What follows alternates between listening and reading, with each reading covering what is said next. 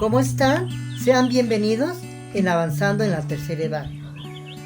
En esta página tratamos de alguna manera buscar la información más precisa, sencilla y ponérsela a sus manos, a su consideración, para que de alguna manera, dentro de su manera de ser muy personal, empiecen a tomar lo que les pueda ayudar a resolver algunos asuntos de los cuales puedan pasar o vayan a pasar.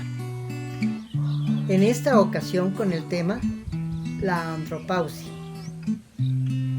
Si les ha gustado, denle manita arriba, no dejen de compartirlo y suscribirse. En estos momentos comenzamos. La andropausia. Les tengo esta información estadística para el conocimiento de la aparición de la andropausia en nosotros los hombres. Me tengo que apoyar en la ciencia médica, ya que ellos están bien informados y clínicamente tratan a diario con personas adultas y han logrado establecer parámetros confiables. En la década de los 90 se empezó a usar el término de andropausia para los efectos que se producen por la edad en los varones.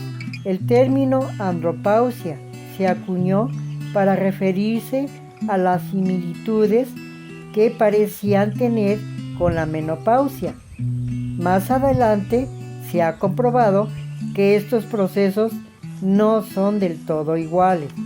La andropausia identifica el proceso que sufre el varón mayor de 45 en adelante, el cual es paulatino, largo, no termina abruptamente con la capacidad de engendrar, ni tampoco termina con el deseo, ni con el ejercicio de la sexualidad, pero sí causa cambios hormonales, físicos y psicológicos.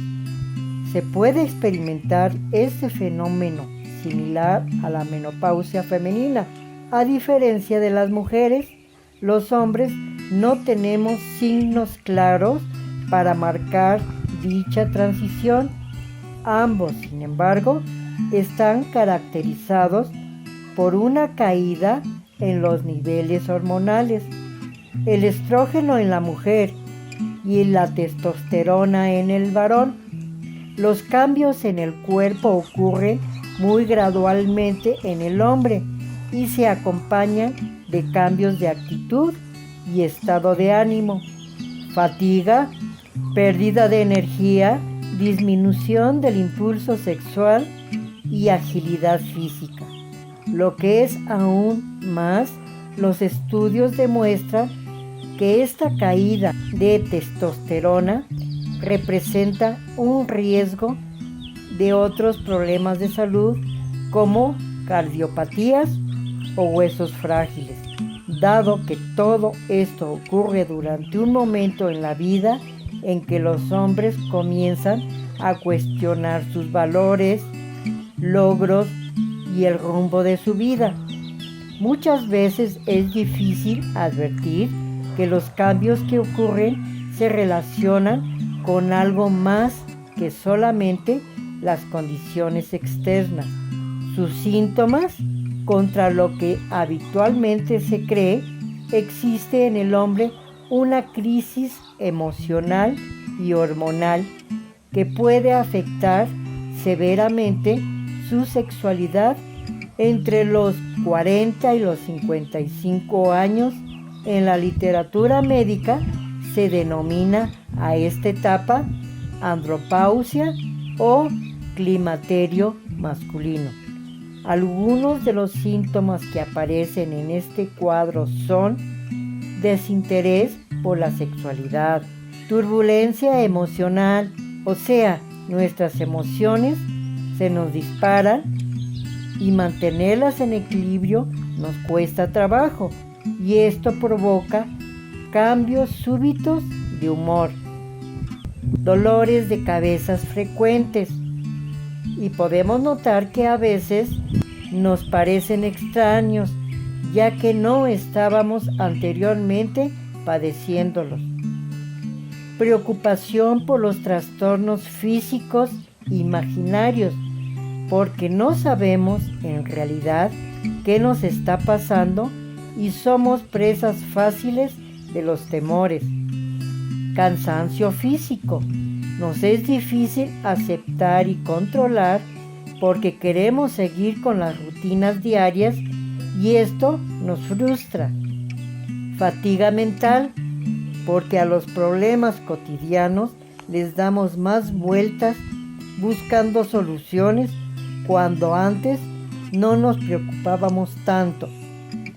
Susceptibilidad por las respuestas o actitudes de otros, porque ahora que somos más observadores que antes, queremos y necesitamos que nos adivinen nuestros pensamientos.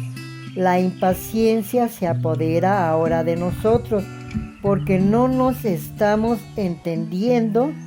Pedimos a gritos internos nos comprendan y tengan paciencia de nosotros. Irregularidades del ritmo cardíaco.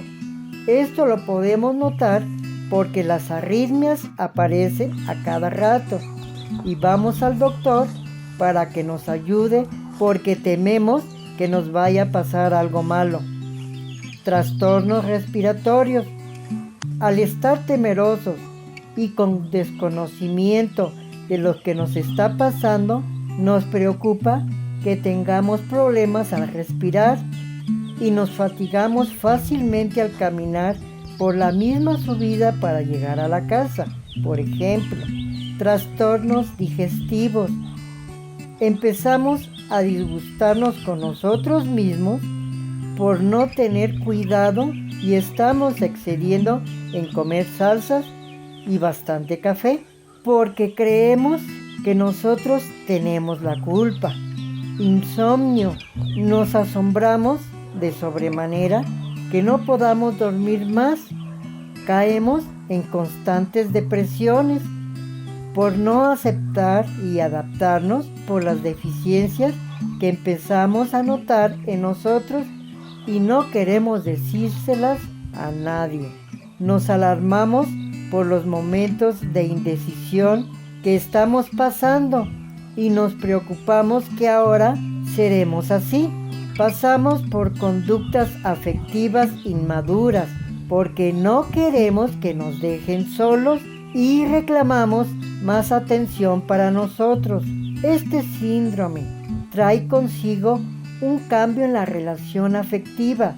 La crisis puede llevar al hombre a buscar reafirmarse a sí mismo mediante un aumento de la actividad sexual. Cuando ésta disminuye y no sirve para compensar el malestar emocional, se puede producir síntomas de anorgasmia e impotencia, capaces de conducir lentamente al abandono del interés sexual del hombre por su compañera. Otra situación a tener en cuenta es que aunque no exista pérdida de la potencia sexual, en esta etapa disminuye el apetito. El hombre debe atravesar un proceso de reajuste emocional que le permite recuperar su vida normal. Cuando esto ocurre, la identidad masculina sale favorecida, la sexualidad se enriquece con matices nuevos y el hombre siente que lo mejor todavía está por vivirlo. Esta etapa de transición puede desembocar en una depresión y debe ser tratada como ella. También se puede dar crisis de proyectos de vida, por lo que se debe acudir siempre a la pareja en caso de que se tenga, ya que la mujer va a desempeñar, según sea su actitud, un rol importante en la superación de esta etapa. Parece que como hombres que somos, todo lo medimos por la sexualidad, cuando en realidad no nos damos cuenta lo mal acostumbrado que estamos porque no queremos que se acabe o desaparezca la actividad sexual porque nos restaría hombría. Yo padecí una dolorosa experiencia de joven cuando le había prometido a mi pareja que me haría la vasectomía. No quería que ella se ligara. Sin embargo, me anoté para que me prepararan y me dieron una plática previa de lo que consistía esta intervención. Me acobardé y no la practiqué. Fui más cínico en mi rebeldía de no quererlo hacer. Y ella, cuando tuvo nuestro último hijo, se operó. Ya cuando padecí la andropausia, ya no tuve ningún problema en la relación al sexo.